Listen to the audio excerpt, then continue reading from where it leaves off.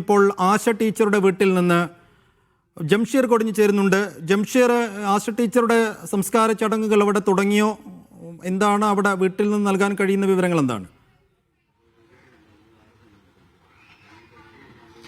അസൈഫ്, ഞാനിപ്പോൾ ആശ ടീച്ചറുടെ വീടിന് സമീപത്താണുള്ളത്. ആശ ടീച്ചറുടെ മൃതദേഹം സംസ്കരിച്ചിരിക്കുന്നു. സംസ്കാര ചടങ്ങുകൾ കഴിഞ്ഞു. ഏതാണ്ട് 1 മണിയോടുകൂടിയാണ് ചടങ്ങുകൾ ആരംഭിച്ചത്. ഇപ്പോൾ ചടങ്ങ് പൂർത്തിയായിരിക്കുന്നു.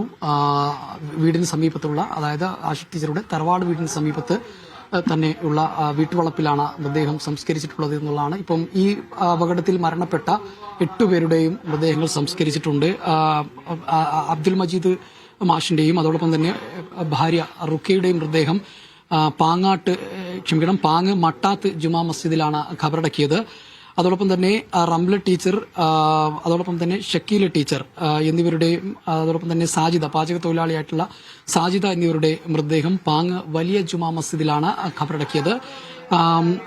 അതോടൊപ്പം തന്നെ ഇപ്പം ഞാൻ നിൽക്കുന്ന ആശ ടീച്ചറുടെ മൃതദേഹം വീട്ടുവളപ്പിൽ, അവരുടെ കൊളത്തൂരിലെ തറവാട് വീടിന് സമീപത്തുള്ള വീട്ടുവളപ്പിൽ തന്നെയാണ് മൃതദേഹം സംസ്കരിച്ചിട്ടുള്ളത്.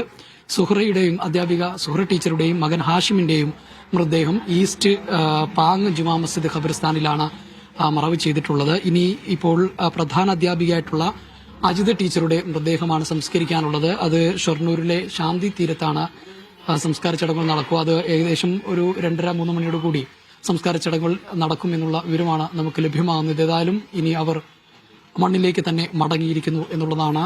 കഴിഞ്ഞ ദിവസം വളരെ സന്തോഷത്തോടു കൂടി യാത്ര തിരിച്ചവരാണ് ഇവരെല്ലാവരും. പക്ഷേ ഇന്ന് ഇപ്പോൾ അവരില്ല എന്ന യാഥാർത്ഥ്യം ഉൾക്കൊള്ളേണ്ട അവസ്ഥയിലാണ് ഇപ്പോൾ പാങ്ങെന്ന ഈ ഒരു പ്രദേശവും ചെണ്ടി എന്ന ഈ ഗ്രാമവും ആ സ്കൂളും അതുമായി ബന്ധപ്പെട്ട ആളുകളും ആ കുഞ്ഞുങ്ങളും എല്ലാം. കഴിഞ്ഞ ദിവസം വളരെ സന്തോഷത്തോടു കൂടിയാണ് അവർ പോയത്. കഴിഞ്ഞ തിങ്കളാഴ്ച ഇവരെല്ലാവരും, ഈ അധ്യാപകരെല്ലാവരും സ്കൂളിൽ ഒത്തുചേർന്നിരുന്നു. അന്ന് എല്ലാ ടീച്ചേഴ്സും ഒത്തുചേർന്നത് എന്തിനു വേണ്ടിയാണെന്ന് അറിയില്ല, പക്ഷേ എല്ലാവരും വരണമെന്ന് അജിത ടീച്ചർ പറഞ്ഞു. അങ്ങനെ എല്ലാവരും വന്നു, അങ്ങനെ എല്ലാവരും സംസാരിച്ചു ഒക്കെയാണ് പിരിഞ്ഞു പോയത്. മാത്രമല്ല, ഈ ടൂർ കഴിഞ്ഞു വന്നതിന് ശേഷം അവിടെയുള്ള 4ാം ക്ലാസ്സിൽ നിന്ന് പോകുന്ന കുട്ടികൾക്ക് ഒരു സെൻഡ് ഓഫ് കൊടുക്കാനുള്ള പദ്ധതി ഒക്കെ അവർ ആസൂത്രണം ചെയ്തിരുന്നു. അതൊക്കെ ചെയ്യണമെന്ന് അവർ പറഞ്ഞു പോയതാണ്. ഇനി അങ്ങനെ ഒരു സെൻഡ് ഓഫ് ഇല്ല. അങ്ങനെ സെൻഡ് ഓഫ് നൽകാൻ ടീച്ചർമാർ വരില്ല എന്നുള്ളതാണ്. ഇനി ഒരു ജൂണിൽ പുതിയ വർഷാരംഭത്തിൽ അവരെ സ്വീകരിക്കാനും അധ്യാപകർ ഇല്ലാത്തൊരു സാഹചര്യത്തിലേക്ക് കാര്യങ്ങൾ പോയിരിക്കുന്നു. എന്തായാലും